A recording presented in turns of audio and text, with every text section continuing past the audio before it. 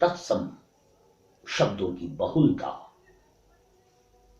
जगत, जीर्ण, पत्र, स्रस्त, ध्वस्त, शुष्क, शीर्ण, हिम, ताप, पीत, भीत, वीतराग, पुराचीन, ये सारे के सारे शब्द संस्कृत के शब्द हैं, तत्सम शब्द हैं।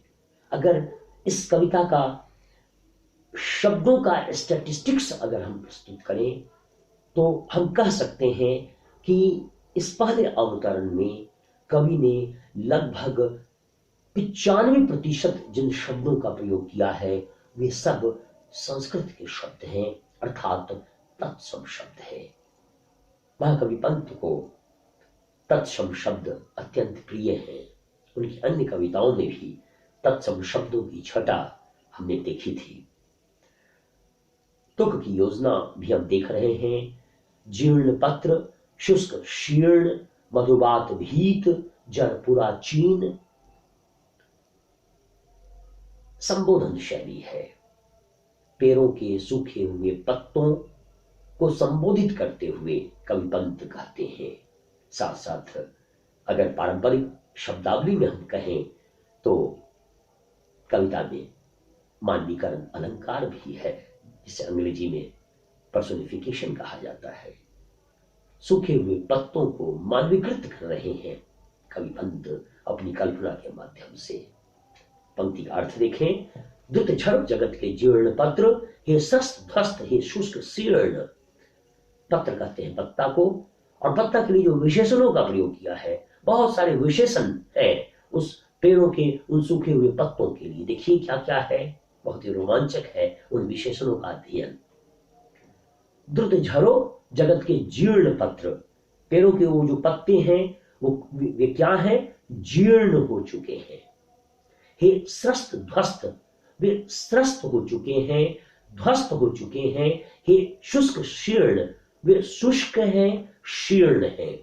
तो दो वाक्य में हम देख रहे हैं कि पत्र के लिए अर्थात पत्ते के लिए जिन विशेषणों का प्रयोग पंत कर रहे हैं वे हैं जीर्ण, स्रस्त, ध्वस्त, शुष्क, शीर्ण। फिर आगे देखें। हिमताप पीत, मधुबात भीत, तुम वीतराग, जड़ पुराचीन। अब इन विशेषणों का अगर हम आंकड़ा एकत्रित करें तो पेड़ों के सूखे हुए पत्तों के लिए महाकवि पंत ने जिन विशेषणों का प्रयोग किया है उनकी संख्या को अगर हम काउंट करें तो उसकी संख्या होगी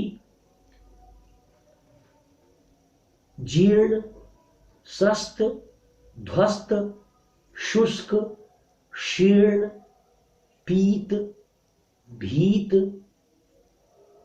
वीतराग, जड़ और पुराचीन। कुल 10 विशेषणों का 10 एडजेक्टिव्स का प्रयोग किया है पत्तों के लिए कवि पंत ने। यह कितना रोमांचक है। कविता की कलात्मक जो विशेषता है, कलापक्षीय विशेषता की जब हम चर्चा करते हैं तो हम कहेंगे कि पेड़ों के पत्तों के लिए कवि पंत ने इतने सारे विशेषणों का प्रयोग किया है।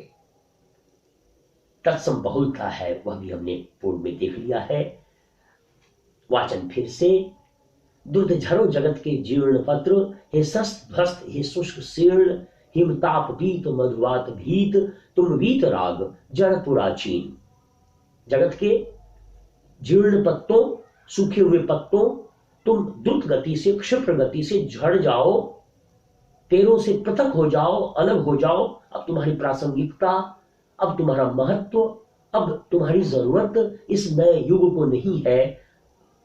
पेड़ों पर अब नए नए पत्ते आएंगे, नए किस्ले अंकुरित होंगे, नए पल्लवों के लिए ऐ सूखे हुए पत्तों तुम जगह दो, उनको आने दो।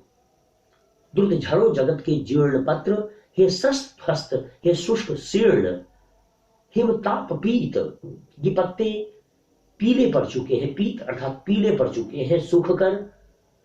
और हिमताप, हिम कहते हैं बर्फ को, यहां जाड़े के अर्थ में या शीत ऋतु के अर्थ में हम इसका अर्थ निकालेंगे कि शीत को इन पत्तों ने झेला है और ताप को झेला है। तो ग्रीष्म को भी इन पत्तों ने सहा है और शीत को भी सहा है, और इस कारण से ये सूख गए हैं, पीत हो गए हैं, पीले हो गए हैं। रंगों की योजना हम देख रहे हैं। मधुबात भीत, और ये भयभीत है, भीत करते हैं भयभीत होना, डरा होना। तुम वीत राग, और ये बीते हुए हैं, ये अतीत हो चुके हैं, जड़ हो चुके हैं और पुराचीन हो चुके हैं, प्राचीन हो चुके हैं।